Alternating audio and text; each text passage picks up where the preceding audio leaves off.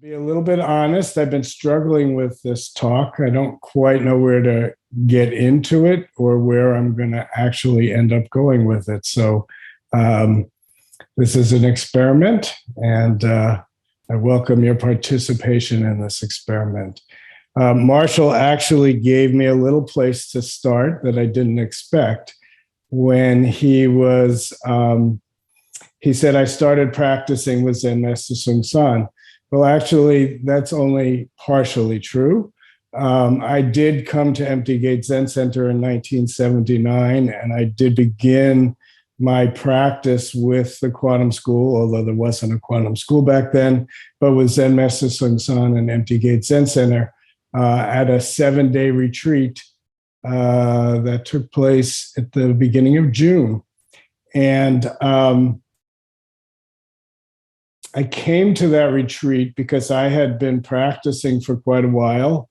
A lot of ins and outs of my life had happened. And it just so happened that I was at a very, very confused place. I didn't know what to do, and I didn't know where to turn. So we had been having some visitors up at this small Zen community I was living with, just outside the town of Mendocino. And people from Empty Gate Zen Center had come up to do solo retreats at our hermitage. And this person who had just been at had come up for her retreat. She left a little flyer on the table saying there was a week-long retreat with Zen Master Bon happening in Berkeley. And, excuse me, I think of this as a pivotal moment because I think for anybody who's a real or a true practitioner of Zen or any real deep spiritual practice, you've got to work through the worst moments of your life. It's like, I think in many ways, we all have this wish that when we enter a spiritual path or we start to practice any kind of contemplative meditative practice, we're hoping that the practice is going to save us, that somehow all of our problems are going to disappear.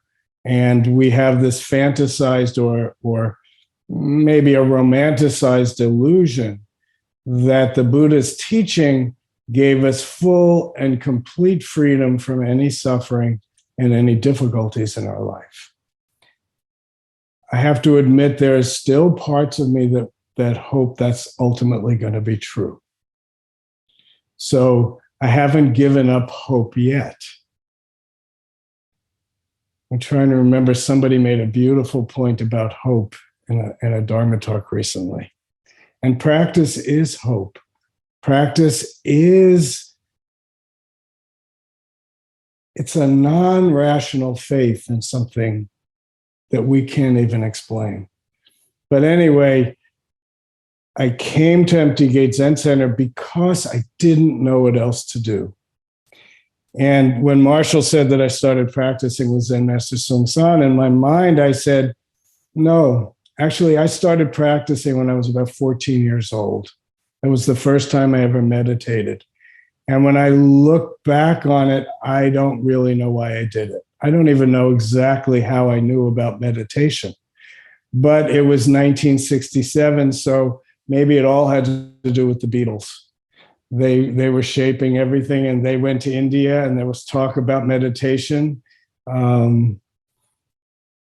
And somehow it caught my interest. So I started meditating. And I remember a moment when I was 15. I was a sophomore in high school. And I've told this story, so some of you may have heard it already.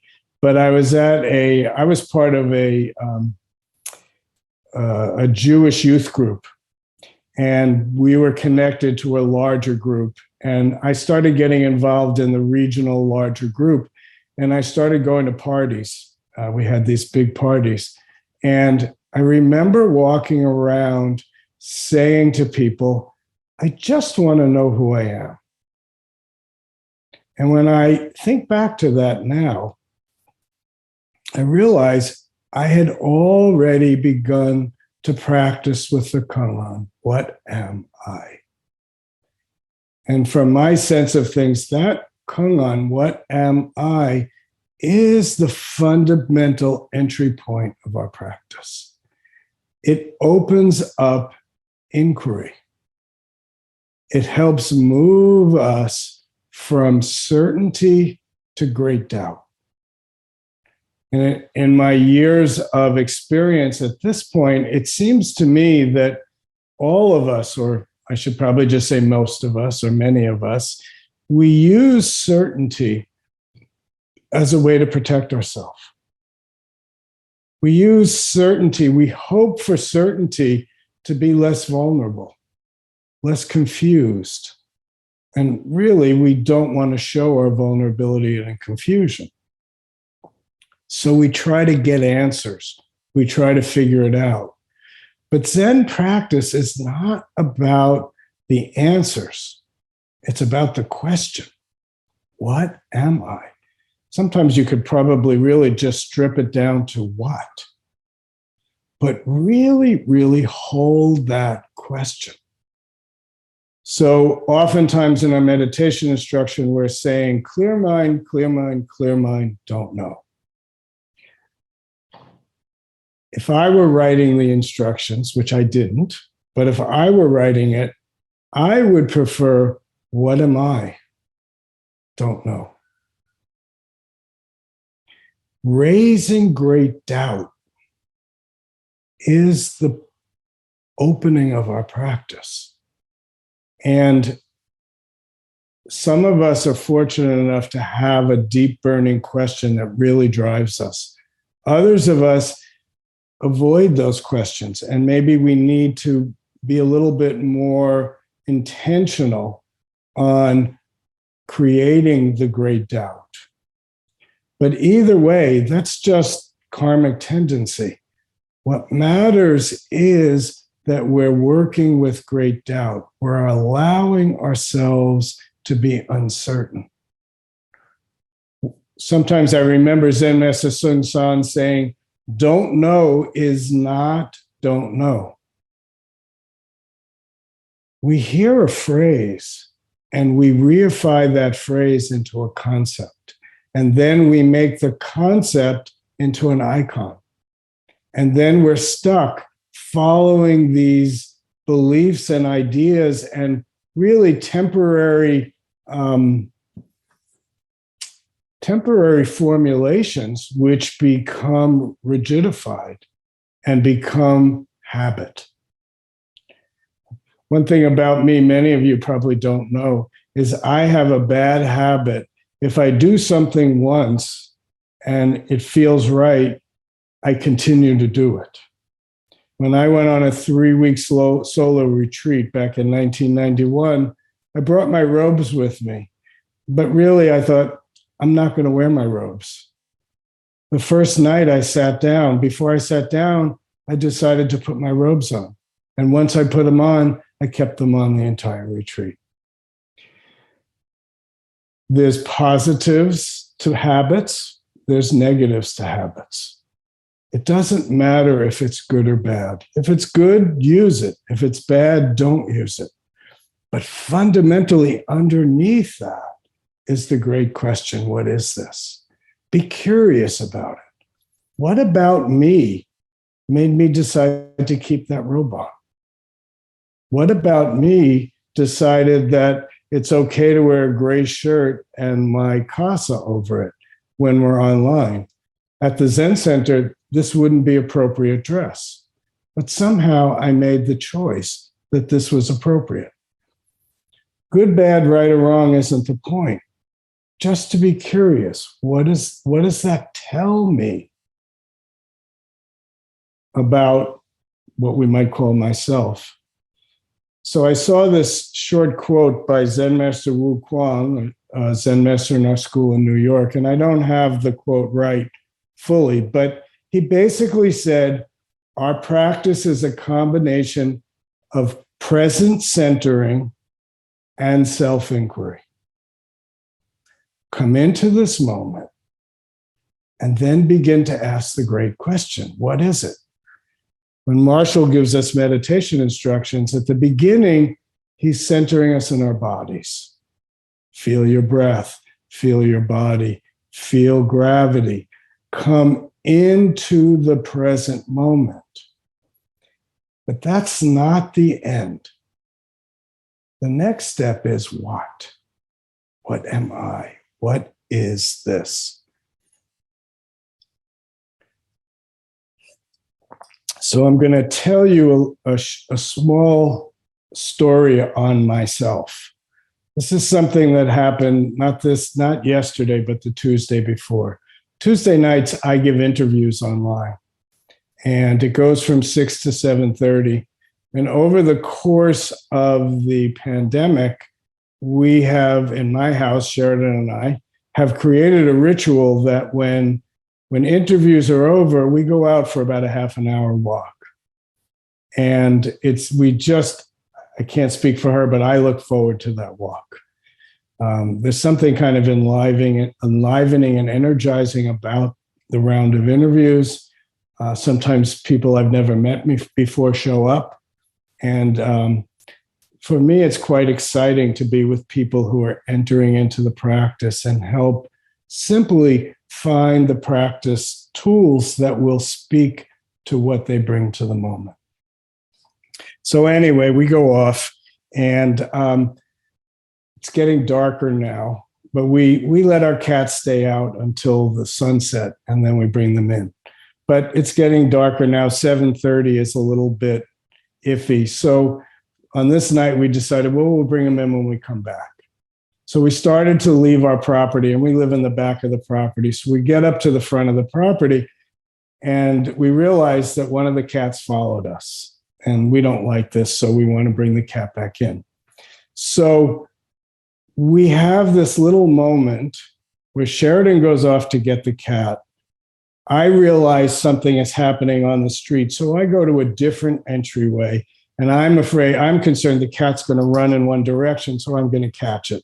I get out to the sidewalk. There's a lot of details, not important, but I'm just laying this out for you.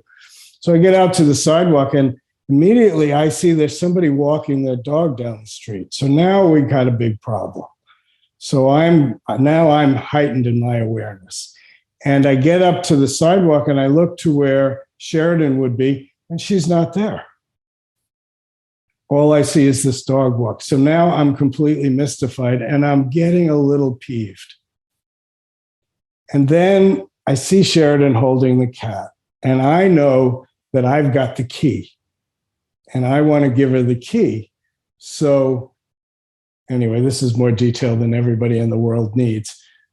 But so I offer her the key, but she doesn't hear me.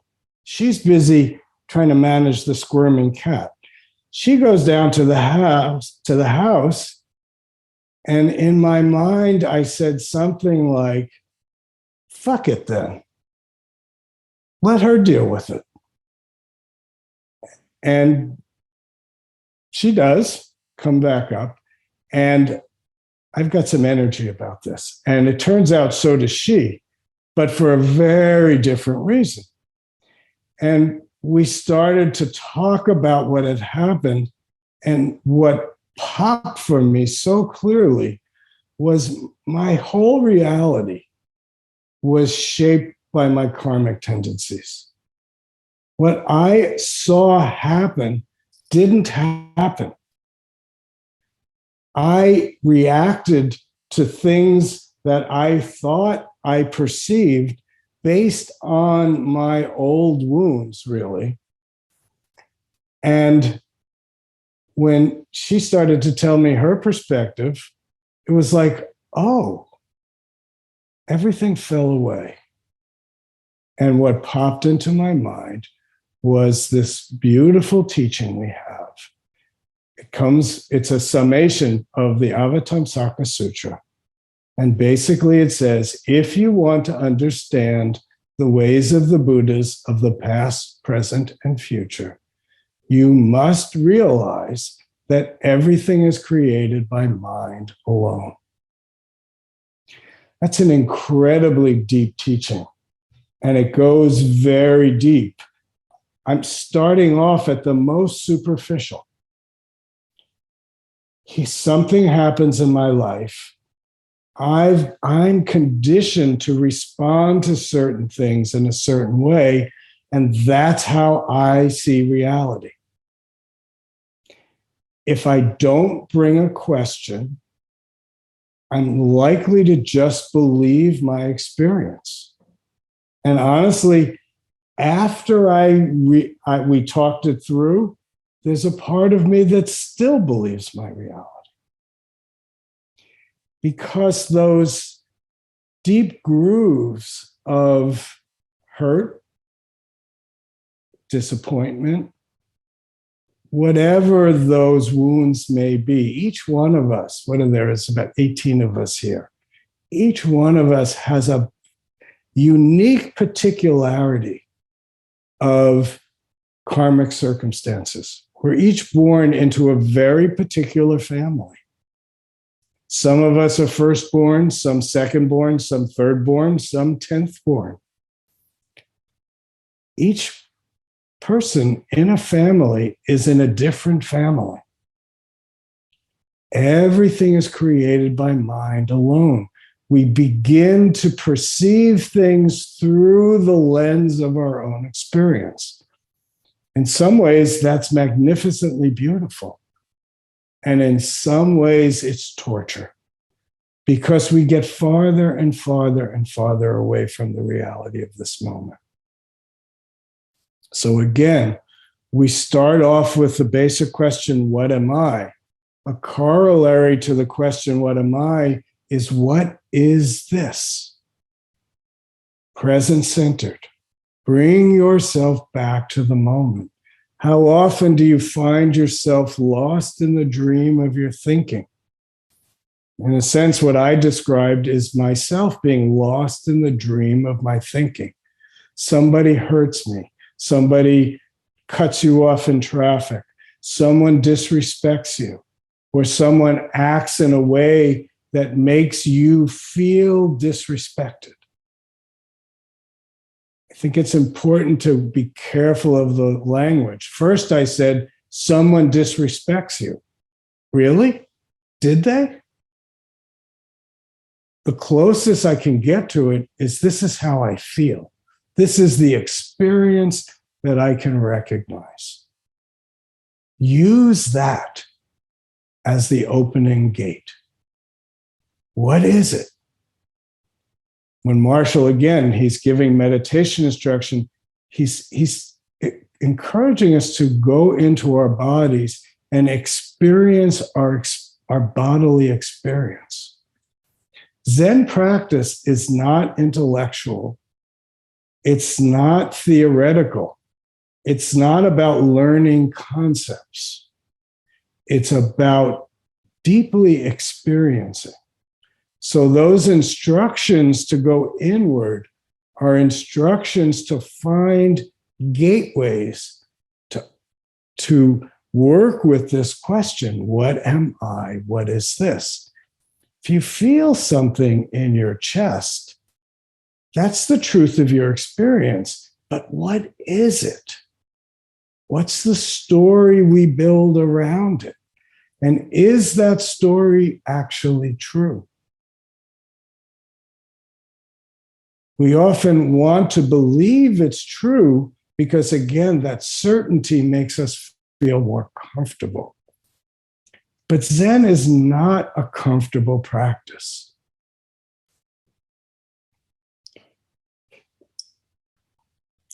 It's interesting. This is kind of an aside, but it reminds me that there's a lot of work done in community spaces to create a safe space.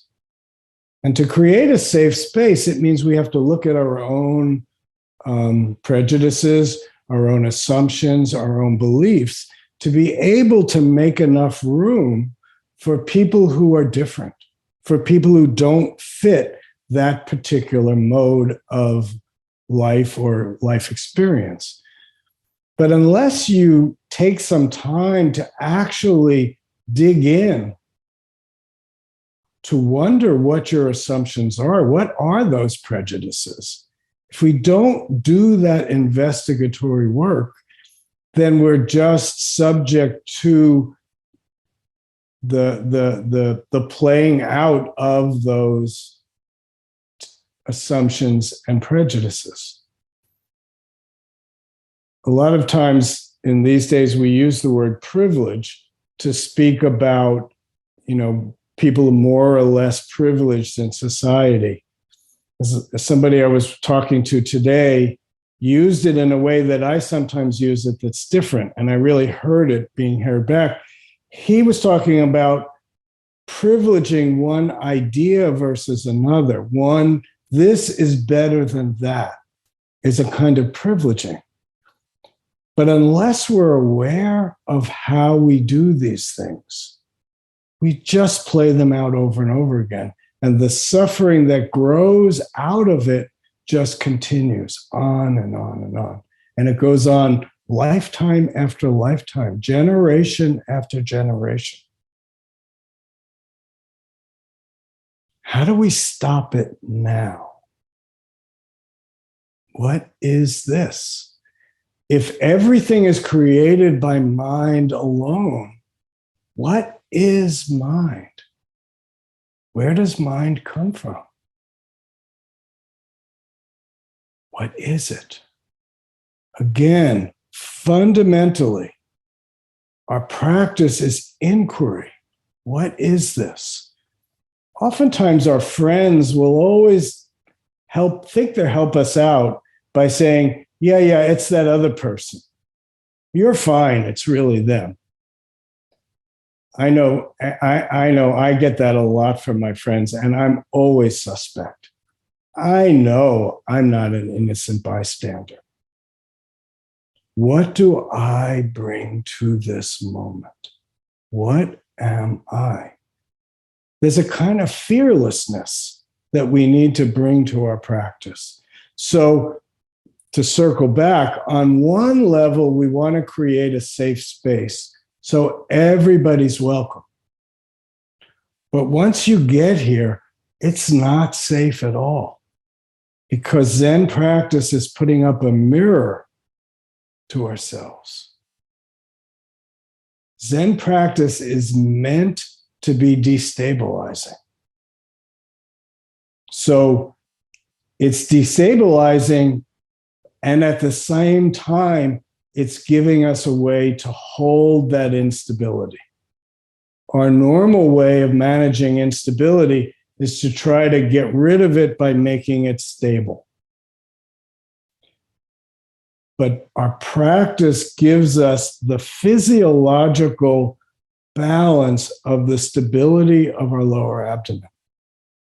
You've all heard me talk about the Daruma dolls in Japan. Daruma is the Japanese name for Bodhi Dharma, who's credited of bringing Buddhism or Zen specifically from India to China. Very important folk hero in Asia. He also is credited with beginning martial arts. Very pivotal figure. So in the folk art of Japan, they have these Daruma dolls, which are wooden, and they're carved in a way where anybody who comes to Empty Gate Zen Center, you see we've got a big picture of Bodhi Dharma on the wall, a big ink drawing. Apparently, Bodhi Dharma is reputed to have cut off his eyelids so he couldn't go to sleep. If you're me, you take that as metaphor. But anyway, the pictures of Bodhi Dharma have these huge, piercing eyes. So that's the first thing we need in our practice, is these large, piercing eyes, not eyes that are seeing what we want to see, but a fearlessness in seeing clearly. We often talk about see clearly, hear clearly, smell clearly, taste clearly, touch clearly. Clearly means take away my prejudice. Take away my conditioning and see what is in front of us right now. This may actually be impossible, but still we have to try. Because though we may not ever reach the aspirational point, day in, day out, we learn about ourselves. We become more clear. We take away more of the veils in front of our eyes, and we see. When we're talking about insight and before thinking mind, we're not talking about finding a well of knowing. What we're talking about is clearly seeing and allowing the moment to teach us. We don't have to know the right answer. We have to be present, alive, and curious to allow the moment to teach us. So we're not tapping into some deep well of knowledge, understanding. We're tapping into a presence and an ability to perceive the moment. And as we start to perceive, my experience says, and what I hear from others, is that we start to realize that we don't know. Now, I said our practice gives us a stability point to be able to stay with that not knowing. And that's, to me, the deep, important meditation instruction of centering your breath and your awareness in your lower abdomen. We have so much more stability when we're coming from our center. Marshall points us to feel gravity. This is our point of the center of gravity. This is our connection point. It's not an idea, it's experiential. But unless in your meditation you're actually working with your lower abdomen, you're cheating yourself out of the possibility to find a stable foundation so that you can let go of some of the fear, or not even let go of the fear, but let go of your methods of compensating for fear. So you can actually allow this moment not to be a safe moment. In some ways, the more we crave the security and the safety, the more we cut ourselves off and make ourselves into a cartoon character. In reality, we're deeply complex, very, very unique. When we traveled in Vietnam, one of the tourism companies had a motto, and their motto was same, but different. And I think that's a really good motto for us as human beings. Fundamentally, we're all the same. We're made of the same substance. We're made of this universal stardust that comes into the moment of us. Each one of us has a different constellation of time and space. And that different constellation provides an incredible diversity and uniqueness that it's my sense that the entire universe needs. So when we can widen ourselves so much that we can reveal our own nature, the universe is enhanced. When we make ourselves a cartoon character, we make the whole world a cartoon. And we treat each other as objects, and actually we create more and more suffering. So there's a lot of words and a lot of meandering to the very basic point. What am I? What is this? A fearless exploration of this very moment. You have to do it. And part of that fearlessness is being willing to admit what's true right now. So if we can get out of dualistic thinking of safe and not safe, good and not bad, good or not good, then we can open up to the infinite variety and the incredible richness of this very moment. And if we can really settle into the richness of the moment, number one, I think we get what we're looking for, which is the fullness of a moment. And we can use that to help the world around us. Because when we fully connect to the moment, it's the entirety. It's not just me. It's all of us and all things. So the bodhisattva way opens as a natural way to exist in the world. So Zen Master Bon Soeng said, try for 10,000 years nonstop. For 10,000 years, be fearless. And by fearless, I don't mean don't have fear. I mean, don't let the fear stop you. What is this? And when it stops you, get going again. Pull back a little bit, regroup, and go forward. Take care of yourself and give yourself away. It's both and, not either or.